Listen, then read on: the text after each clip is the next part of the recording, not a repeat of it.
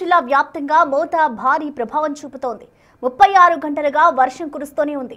ఇంకా 72 గంటల పాటు వర్షం కురుస్తుందని చెప్తున్నారు అధికారులు.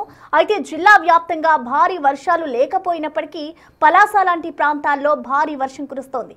దీంతో జిల్లా వ్యాప్తంగా లోతట్టు ప్రాంతాల ప్రజల కోసం పునరావాస కేంద్రాలు ఏర్పాటు చేశారు. 158 మంది గర్భిణీలను ముందు జాగ్రత్తగా ఆసుపత్రిలో చేర్చారు. దీనిపై మరింత సమాచారం మా ప్రతినిధి షణ్ముఖ్ అందిస్తారు. శ్రీకాకుళం జిల్లా వ్యాప్తంగా వర్షాలు విస్తారంగా కురుస్తున్నాయి. సుమారుగా 36 గంటల నుంచి కురుస్తున్న వర్షాలకు లోతట్టు ప్రాంతాలన్నీ కూడా జలమయమైనటువంటి పరిస్థితి మనం ఇక్కడ చూడొచ్చు. శ్రీకాకుళంలో ఉన్నటువంటి నగరంలో ఉన్నటువంటి కొన్ని ప్రాంతాలు ఇలాగే లోతట్టు జలమయమైనాయి. అయితే ఇంకా చూసుకున్నట్టయితే వర్షం నిన్న ఉదయం నుంచి కూడా వర్షాలు అనేవి జల్లులుగా కురుస్తున్నాయి. గ్యాప్ ఇచ్చి కూడా వర్షం పడుతున్నటువంటి పరిస్థితి.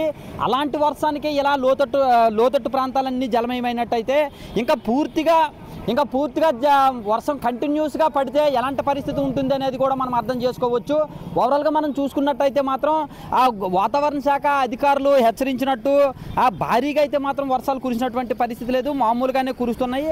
అయినప్పటికీ కూడా లోతట్టు ప్రాంతాలన్నీ జలమయమైనాయి. ప్రధానంగా చూసుకున్నట్టయితే మందస, ఇచ్చాపురం, పలాస లాంటి ప్రాంతాల్లో భారీగా వర్షం పడినటువంటి పరిస్థితి చూడొచ్చు. ఆ ప్రాంతాల్లో 100 మిల్లీమీటర్లకు పైగా వర్షం పడింది. ఇక్కడ మొత్తం 30 మండలాల్లో చూసుకున్నట్టయితే సుమారుగా సగానికి పైగా మండలాల్లో 16 మండలాల్లో 50 మిల్లీమీటర్లకు పైగా వర్షం కురిసినటువంటి పరిస్థితి. అయితే కంటిన్యూస్గా జిల్లా వ్యాప్తంగా ఎక్కడ చూసుకున్నా కూడా కంటిన్యూస్గా వర్షం పడినటువంటి పరిస్థితి లేదు. కేవలం ఒక 10 నిమిషాలు, పావు గంట పాటు వర్షం పడుతూ ఆ తర్వాత గంటన్నర వరకు గ్యాప్ ఇస్తున్నటువంటి పరిస్థితి. ఈ గ్యాప్లో ఈ పడినటువంటి వర్షం ఏదైతే ఉందో ఆ వర్షం అంతా కూడా ఫ్లో అవుతున్నటువంటి పరిస్థితి. దీనివల్ల జిల్లా వ్యాప్తంగా పెద్ద ఇబ్బందికర పరిస్థితులు లేకపోయినప్పటికీ కూడా కొన్ని ప్రాంతాలు మాత్రం జలమయమైనటువంటి పరిస్థితి. అక్కడ మనం చూడొచ్చు ఆ బైక్లు ఏవైతే ఉన్నాయి కూడా అవన్నీ కూడా నీట మునిగినటువంటి పరిస్థితి.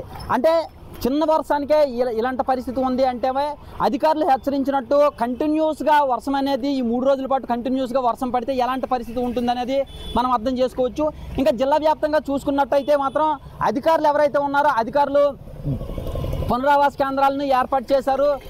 ఇబ్బందికర పరిస్థితులు లేకుండా ముందుగానే జాగ్రత్తలు తీసుకున్నటువంటి పరిస్థితి. సుమారుగా 158 మంది గర్భిణీలను కూడా ఆసుపత్రికి తరలించి వారికి చికిత్స అందిస్తున్నటువంటి పరిస్థితి. అయితే వాటర్ సప్లై కావచ్చు, పవర్ సప్లై కావచ్చు, వాటిలో ఎటువంటి ఇబ్బంది లేదు. ఇప్పటివరకు అయితే మాత్రం జిల్లా వ్యాప్తంగా సుమారుగా 3-4 విద్యుత్ స్తంభాలు నేలకొరిగినటువంటి విషయాలు అధికారులు చెప్తున్నటువంటి పరిస్థితి. వాటిని వెంటనే పునరుద్ధరించామని కూడా అధికారులు చెప్తున్నారు. ఇంకా చూసుకున్నట్టయితే పంట పొలాలు కావచ్చు, వీటికి సంబంధించినటువంటి సమాచారాన్ని అయితే మాత్రం అధికారులు ఇంకా పూర్తిగా అందించినటువంటి పరిస్థితి లేదు. ఓవరాల్గా చూసుకున్నట్టయితే మాత్రం అధికారులు హెచ్చరించినట్టు కంటిన్యూస్గా వర్షాలు పడేటటువంటి పరిస్థితి లేదు. కానీ చిన్న వర్షాలు అయితే మాత్రం పడుతున్నాయి. ఒక గంటన్నర గ్యాప్ ఇచ్చి మళ్ళీ పడుతున్నాయి. అప్పటికప్పుడే ఎండెక్కుతున్నటువంటి పరిస్థితి, ఆ తర్వాత మళ్ళీ వర్షం పడుతున్నటువంటి పరిస్థితి.